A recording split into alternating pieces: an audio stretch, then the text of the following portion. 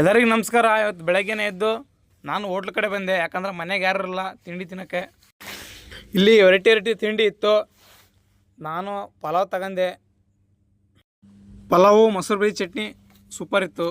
ಇವತ್ತು ಕೆಲಸ ಯಾವ ಇರಲಿಲ್ಲ, ಹೊಲಕ್ಕೆ ಹೊಂಟಿದ್ದೆ. ಅಷ್ಟರೊಳಗೆ ಒಂದು ಇಬ್ಬರು ಹುಡುಗರು ನಾವು ಬರ್ತಾವಣ ಅಂದರು. ಅವ್ರಿಗೆ ಕರ್ಕೊಂಡು ಸೀದಾ ಹೊಲಕ್ಕೆ ಬಂದೆ ನಾನು. ನಮ್ಮ ತೋಟದಲ್ಲಿ ಗಿಡ ಎಲ್ಲಾರ ಹೋದ್ರೆ ಗಿಡ ಹಾಕ್ಬೇಕಂತ ಒಂದು 5 ಗಿಡ ಸಾಕಿದ್ದೆ. ಇದು ಹೋದ ವರ್ಷ ತಂದದ್ದು 2 kg ಪ್ಯಾಕೆಟ್ ಇದ್ದು, ಅದನ್ನ 10 kg ಪ್ಯಾಕೆಟ್ ಮಾಡಿಕ್ಕಿದ್ದೆ. ಒಂದು 2 ತಿಂಗಳಿಂದ ಒಂದು ಗಿಡ ಹಾಕಿದ್ದೆ, ನೋಡಿ ಚೆನ್ನಾಗಿ ಬಂದೈತಿ. ಆಮೇಲೆ ಇನ್ನು 3 ಗಿಡ ಇದ್ವಲ್ಲ, ಅವನ್ನ ಬೆಳೆಸ್ಬೇಕಿತ್ತು. ಅದ್ರಾಗ ಒಂದು ಗಿಡ ಈ ಥರ ಪ್ಯಾಕೆಟ್ ಮಾಡಿದ್ದೆ. ಇದು 100 kg ಪ್ಯಾಕೆಟ್ ಒಂದು ಮಾಡಿದ್ದೀನಿ, ಇನ್ನೂ 2 ಬಾಕಿ ಅದಾವ, ಅವನ್ನ ಹಾಕ್ಬೇಕು. ಈ ಥರ ನಾನು ಯಾಕೆ ಮಾಡಿದನಪ್ಪ ಅಂದ್ರೆ, ಗಿಡ ಹೋದ್ರೆ ಮತ್ತೆ ಗಿಡ ಹಾಕ್ಬೋದು. ಗಿಡ ಒಂದು ಲೆವೆಲಿಗೆ ಇರ್ತಾವೆ, ದೊಡ್ಡವು ಇರ್ತವೆ. ಇದನ್ನ ಇಲ್ಲೇ ಮಾಡಿದ್ರೆ ಎತ್ತಕ್ಕೆ KG ಇರುತ್ತೆ, ಹಂಗಾಗಿ ಹೊಲ್ದಾಗ ಮಾಡಿದ್ದೀನಿ. ನನ್ನ ಜೊತೆ ಬಂದು ಇಬ್ಬಳು ಹುಡುಗರು ತೋಟ ಎಲ್ಲ ಸುತ್ತರಿದ್ರು. ಅಣ್ಣ ತೋಟ ಚೆನ್ನಾಗೈತೆ ಅಂತ ಹೇಳಿದ್ರು. ಸೀದಾ ನಾವು ಮನೆ ಕಡೆ ಹೊರಟ್ವಿ. ಸಾಯಂಕಾಲ ನಮ್ಮ ಅಣ್ಣ ಮಗಳು ನಾನು ಸಂತೆ ಕಡೆ ಹೊರಟ್ವಿ. ಯಾಕಂದ್ರೆ ಸ್ವಲ್ಪ ತರಕಾರಿ ತರಂತ ಮನೆಯಾಗ ಯಾರು ಇರಲ್ಲ.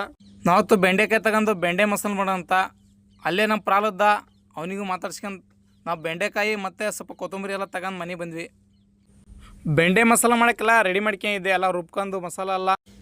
ಬೆಂಡೆಕಾಯಿನೂ ಹುರಿದಿಡ್ಕೊಂಡಿದ್ದೆ. ಬೆಂಡೆ ಮಸಾಲೆ ಹಂಗೆ ರೆಡಿ ಆಗ್ತಿತ್ತು. ಆಮೇಲೆ ಅದ್ರ ಮೇಲೆ ಸ್ವಲ್ಪ ಕೊತ್ತಂಬರಿ ಹಾಕಂತ ಕೊತ್ತಂಬರಿ ತಗೊಂಡು ಕೊತ್ತಂಬರಿ ಹಾಕಿದೆ. ಅಷ್ಟರಲ್ಲಿ ನಮ್ಮ ಹಂಪನ್ನ ರೊಟ್ಟಿ ಥರ ಕಳಿಸಿದೆ. ರೊಟ್ಟಿ ತಗೊಂಬಂದು ಎಲ್ಲ ಪ್ಲೇಟ್ ಹಾಕ್ಯಂದು ನಾವಿನ್ನೇನು ತಿನ್ನೋಕ್ಕೆ ಸ್ಟಾರ್ಟ್ ಮಾಡಿದ್ವಿ. ಬೆಂಡೆ ಮಸಾಲ ಸೂಪರ್ ಇತ್ತು. ಇವತ್ತಿನ ಲಾಗಿಷ್ಟು, ಮತ್ತೆ ನಾಳೆ ಸಿಗೋಣ. ಎಲ್ಲರಿಗೂ ನಮಸ್ಕಾರ.